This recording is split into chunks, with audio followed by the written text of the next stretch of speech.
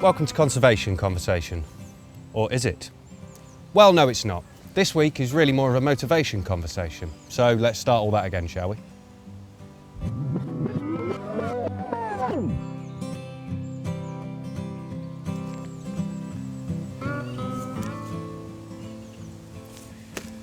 Welcome to Motivation Conversation. Why Motivation Conversation? Well, that's because this week we were filming with a charity called Volition.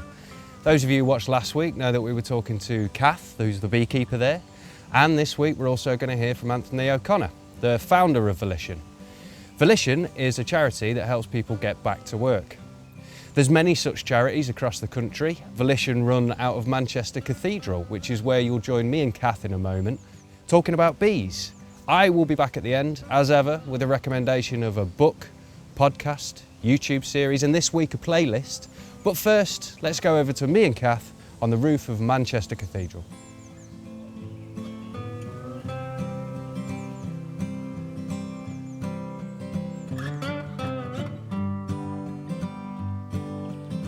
Are you sort of a green-fingered person, Kath? Are you? Why bees? How did you come to be a beekeeper? Someone opened a hive. Okay. And you just sprang out of nowhere. That's what I want to do for the rest of my life. Really? Yeah. When was that? 10 or 11 years ago. I went through a difficult stage in my life. Mm-hmm. I wasn't working, I was unemployed. My son was very poorly. He had 3 years of chemotherapy when he was 11. Oh my word. He's fine now, he's amazing. Good. But it meant that our lives changed. I couldn't work. My husband worked, I cared for him. I had a daughter as well. And as he started coming out of hospital, we were looking for things to do because we couldn't be around people. And someone said they'd open a hive. And I just thought that was something we can do together. So we did that together. And then he started getting better and went back to school, and it's like, as our Volition volunteers, what am I going to do now? Everything's moved on, computers have moved on, the industry I worked in was changing, it was, a lot of stuff was going online. I worked in advertising, so a lot of stuff was going online, so it's, what do I do? I'll carry on doing my bees. And I tell this story to my volunteers as an example, and I saw the job advertised for a cathedral beekeeper. And there's no way I'm getting that job, but I'm going to try. So I thought, right, I'll get a walk around the cathedral and a cup of tea. And I arrived and I met Marion and Anthony, and Anthony was telling me about the Volition programme, and I was more thinking about the bees. And Marion's husband was a beekeeper, so she had lots of beekeeping questions for me. And then he told me that I'd got the job, and I'm stood up here looking at the hives thinking, I can do the hives stood on my head. I can't do all these people. Really?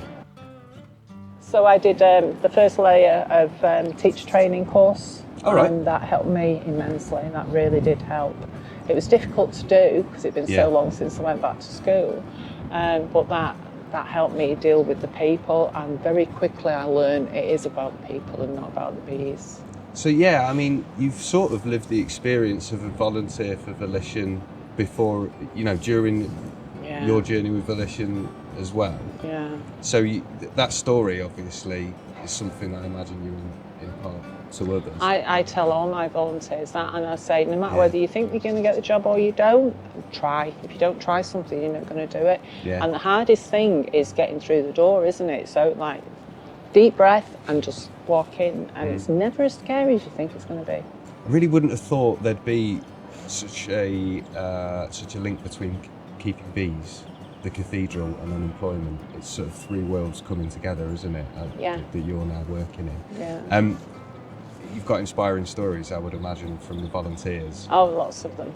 So it's successful. And we don't give them an easy time. Really? We always challenge them, yes. Okay. And we have Salford Cathedral. The bees are more accessible there. They're in a garden at the back of the cathedral. And we've got a guy down there that got himself a job working with children that finish school not ready for college, so they go and he does the cleaning. Well, they found out he beekeeps at the cathedral, so they all wanted to know all about that. And can you do a talk for us? And he said no. So we were really on his case. Wipey said no. Oh, really? Yeah. You're a harsh boss. He watches me do it all the time. Yeah. It's like, you've been with me that long now, you know it backwards. Yeah, sure. But he just didn't have the confidence. So we said, me and Jenny will be your cheerleaders. And he wrote a long list of equipment he wanted me to bring. So we brought that along and we stood there with him while he did it. And he was quite disappointed because the teenagers, they had the phones stuck off them. So they're all sat there. No one wants to speak. And he didn't get any feedback. And but we saw that as a plus because he would never have done that when he first came to us. Absolutely. Yeah. And then he come back the week after and he said the parents have all been in and they're all talking about beekeeping. So the kids had gone home, talked about beekeeping, and he said one child hadn't seen his granddad because dad had fell out with the dad. All right. And his granddad's a beekeeper and he's now seen his granddad. So it always has unexpected outcomes. Would you have expected this when you got into beekeeping? No, it was just something I wanted to do with my son. But I suppose, Len, that's a similar story to this kid and his grandfather. Yeah, I was just really lucky that someone was at the same meeting as me and she said she'd open a hive. That's amazing. Yeah. And then she started teaching us beekeeping. Yeah. And obviously my son's moved on now. He's 22, he's working and he's more into fishing. More into fishing. So what's the change that you would like to see in the world then, Kath? Would it be more people beekeeping or would it be something in the sort of, getting people back to work world? I'd like to see people living as the bees live, as a colony, helping one another, getting people back into work, and not writing people off. Right, yeah. So you see people who've come from quite divided places, I would imagine. Yeah, quite long-term, very long-term unemployed. Really? And from all the different aspects of life. Some have had really good jobs, some have had no jobs, and some are really struggling. Yeah. And they start on the programme with John at 10 weeks and they get to choose a volunteer opportunity. So the gardens are fabulous here.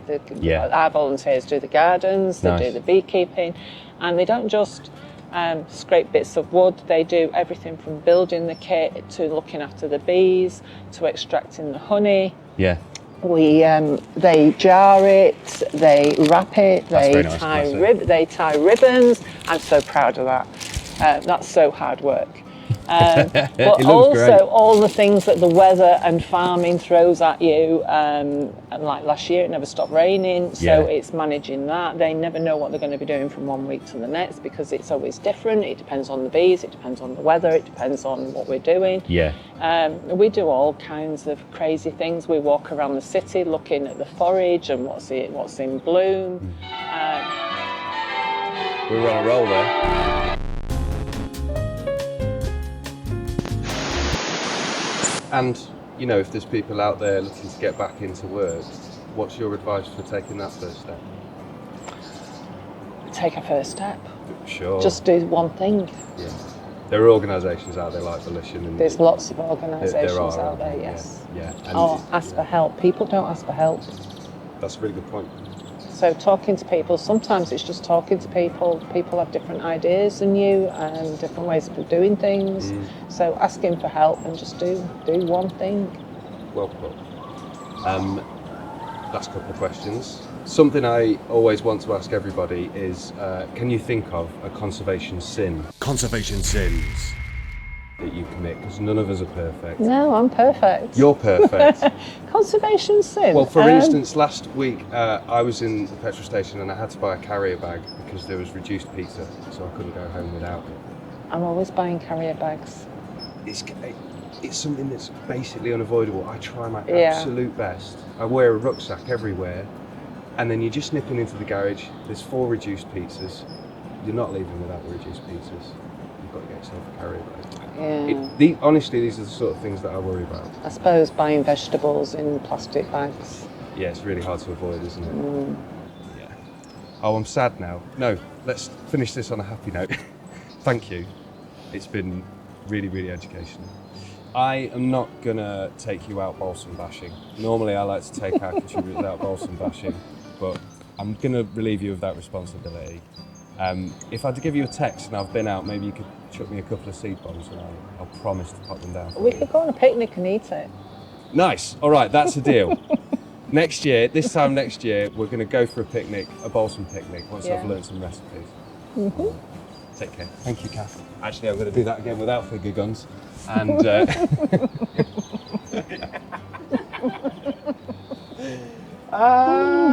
I'm corpsing right at the end. Definitely never finger guns.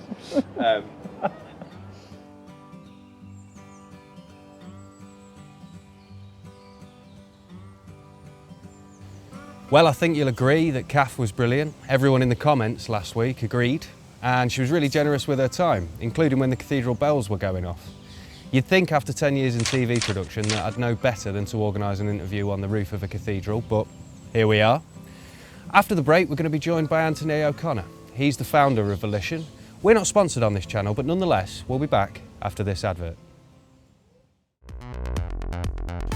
This programme is brought to you by Genuinely Beneficial Products. This week, broccoli. Genuinely beneficial product.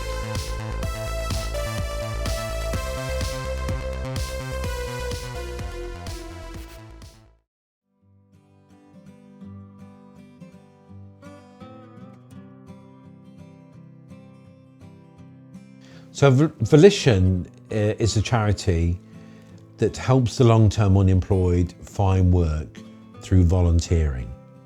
Like any library, museum, big church, you know, a lot of it works on volunteers.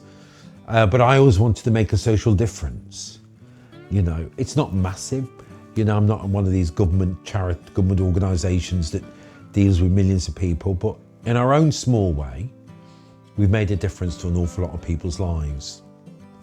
And I always think to myself, you know, we've come into this world, hopefully by the time I do leave this world, you know, we've made a difference. And if we all make a small difference in society, if all of us did, I don't think it's down to Keir Starmer or any government. I think it's down to all of us to actually try and make a difference in people's lives for the better. Last year, we took 248 people through the programme. Year on year, we move over 30% into work. And when people come in here, they see a cross-section of Greater Manchester. They don't get a chance to see me buried in this office. They never really, very much apart from services, see a member of the clergy. But what they do see when they come in here is our welcomers and our volunteers on the door. So it's trying to give people opportunities. And so some of the big events here that we have volunteers that help us with that. And it's all about giving people skills and experience that they can take to an employer, you know, and say, well, yes, I could do that. When you go for a job interview, the employer's not going to sit there and say, well, tell me about your life and all the issues. They're looking for a process of, can you do this job? There was a young lad who came on this programme not long after I started it, actually. His name was Alan, and again, no structure. He came from a family background where, you know, I probably would say the parents didn't take a great interest in where he was going, and he ended up being referred onto this programme by the Job Centre. And David Allenson, who's the general manager of the Manchester Arndale opposite, I rang up David actually, and I said, they've got this young lad, and they sent him over, gave him a bit of a work trial and gave him a start. And he started in handling all the refuse that was being produced by the Arndale. And he did a few years of that. This lad now is at Manchester Metropolitan University in charge of their whole environmental green agenda. And I had a visit last week. We had the delegation from Portugal that arrived here last Sunday. We had 2 hours at the university, and who did I bump into but Alan? And Alan was at the centre of what we were doing. And I suppose looking at the environment and how we care for stuff and trying to establish partnerships. But it was absolutely incredible to bump into him last week and just to see where he is now. And he was telling me, Anthony, he's married now, he's got 2 wonderful kids. They're looking at going to university soon. And I just said to myself, you know, from a humble start here and he came in, we managed to get him on the road. you know, and the Arndale have been with me ever since I started the programme, like with a lot of employees in Manchester. And sometimes for me, it's very good I can pick up the phone. This institution is quite good for open doors. And all people need sometimes is somebody to give a bit of interest to them. And not all of us start out with a silver spoon. Most of us start out and most of us will take a wrong road, you know, and most of us all fall down. But I always think to myself, you have to try and take somebody from where they are and look at the humanity within them and to put them on the right road.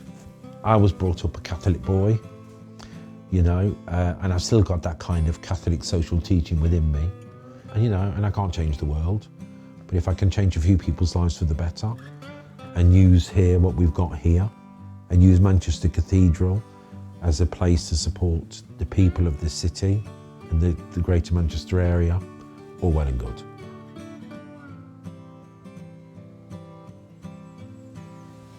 Thanks, Anthony. You were really generous with your time, and it's a really interesting story about Volition. You can find all the information about Volition in the description below.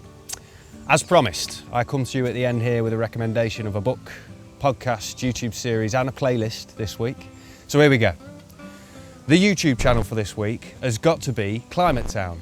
I didn't want to give it to Climate Town this week because I already gave Rolly Williams an award last week for Best Podcast. That's the Climate Deniers Playbook. But I turned on my telly this morning and what did I see but Rolly Williams presenting a piece to camera in some water. How could you do this to me, Rolly? My mate Steve came up with that joke 3 days ago and now you've gone and done it better. Speaking of better, Climate Town is so far better than this channel.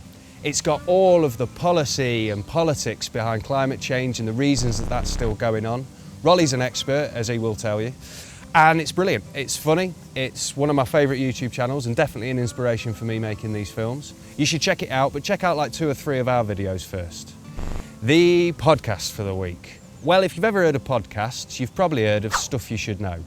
They've been going for, I think, 47,000 years and have remained in the top 10 podcasts pretty much since the very beginning. They did an episode called How Bees Work, and Josh and Chuck outline everything in the world that you can imagine in the simplest possible terms with a bit of humour and a lot of research. How Bees Work is one of about 80, I would guess, episodes which feature insects, bugs, light pollution, climate change, anything like that. If you search for a term on Stuff You Should Know, you will find it. Check those guys out. There's, I think, over 1,000 episodes, possibly 1,500 now. You can't go wrong. The book for this week is Silent Earth by Dave Goulson. You're a legend, Dave. This is your insect book. Kath pointed out to me that it's not just about bees, and that's a beekeeper saying that. Insects all over the world are in decline, and this is the book that demonstrates that. It's pretty hard on the science, but my favourite chapters are when Dave is imagining his future grandson or son and what that's going to be like in the year 2100. Spoiler alert, they're partially surviving off of daffodils. It gets hard, but it's really informative and occasionally light-hearted. And best of all, Dave's from Staffordshire, which I think makes him a Midlander. Big up the Midlands. Check out Silent Earth. Can't bring up Silent Earth without bringing up its inspiration, Silent Spring. That was an incredibly influential book in the 1970s. Check that out too. Why not read both? And I promised a playlist for the week. Well, what's that all about? My mate Steve and I have been making playlists for a few years. We've got a few hundred of them done now. They're under SMTP or Steve McTween playlists on Spotify. They're all exactly an hour long. So if you've got a chore or a drive, you know that you've got exactly an hour of entertainment. The vibes can differ between one to another. They're sometimes chilled out and sometimes less so. This week's is very chilled out and it's called Balsam Bashing, appropriately enough. I should have recommended it last week because that was the same title as the episode, but we're playing catch up a little bit here, stay with us. That's it for this week's Conservation Conversation. We'll have a new episode next week with a new interviewee who's going to tell you how you can change your local environment.